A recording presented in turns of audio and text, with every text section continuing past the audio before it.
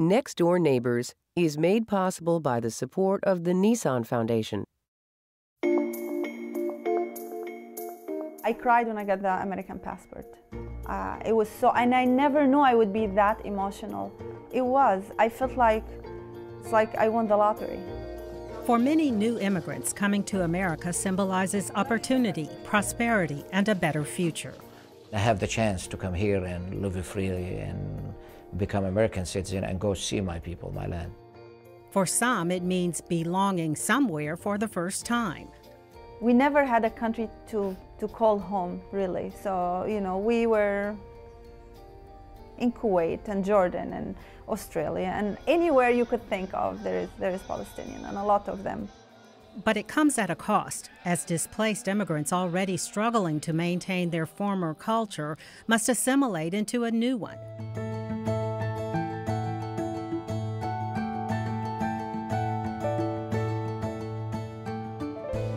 Palestinians came to Nashville fleeing occupation and political unrest.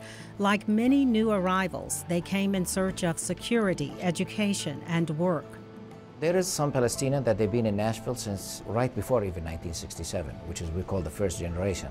I came in 1990 in August to California, to Sacramento. I went for a student visa. Then the Desert Storm War broke at that time. I started working, fall in love with the state. I moved to Nashville. A couple of friends of mine, they were living in Nashville, and I stayed in Nashville ever since. There are many opportunities. Nashville is a growing city. It's almost a gate to the south. There are many opportunities for education, affordable. Compared to many metropolitan cities, it's quite feasible to live in Nashville. The picture we had about America was what we saw on TV, New York, big city, you know, California. I came here and I was like, this is America? This is like, you know, a tiny town, you know, living and growing up in Kuwait. It's a huge city, it's a metropolitan city. And it just was a culture shock. It was, I can't explain it. I was depressed. I had to cope, and I would take the kids, walk around, start meeting neighbors, and enrolled my daughter to a daycare so I can connect to the people. And I thought I'll never get over it, but I did. I did, and I love it here now. Raising my family here can be challenging, especially being from, not just being in the States, in my family in particular, being with two different cultures. My husband is American, and when trying to let the kids blend in both cultures, I do not want to take their American identity from them, but it was easier for them to get into this culture and forget about my culture. So that's why both of us, even my husband, encouraged me more to speak Arabic to them all the time, take them to Arabic school once a week if possible, cook for them, you know, like I make sure, you know, this is that traditional Palestinian dish that, you know, you like, you know. One of the things Palestinians know of is za'atar. Za'atar is, you know, it's like oregano or thyme and sesame and olive oil. And my kids are fond of it. And this is Palestinian, you know, you make sure you know this. The experiences of many Palestinians before coming to the United States presents unique challenges in adjusting to American life. One of the biggest challenges for Palestinians as they come to the United States is to really understand American culture and be able to speak that language so we're not misunderstood.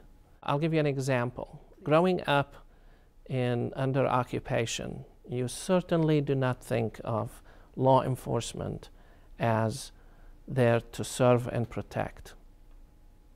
So arriving in the United States, you're functioning under the mentality that law enforcement is here to make my life difficult. As displaced Palestinians become naturalized U.S. citizens, they are given the chance to visit the Palestinian territories, many for the first time.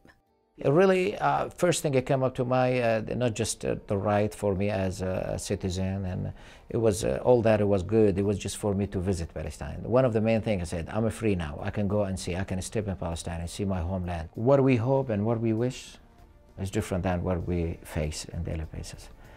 We all hope to be connected to our homeland in a way or another. Now we have our kids born and grow here. How things in the future is going to turn out, I don't know. In my experience observing others, I've seen people go a full circle, come to the United States with the intention to get an education or to have a business and then return home, only to find out that this has become home to them. Even though I grew up in Kuwait, I never belonged there. And I had that feeling in me, like, I don't know how to say it. I was born there. I lived 25 years of my life there, but I always been the Palestinian, the foreigner. But living in America, I definitely call it home. I don't know what about it that really makes me call it home. It's my house, my kids, my memories now. I'm settled here. This is home now. This is home. Next Door Neighbors is made possible by the support of the Nissan Foundation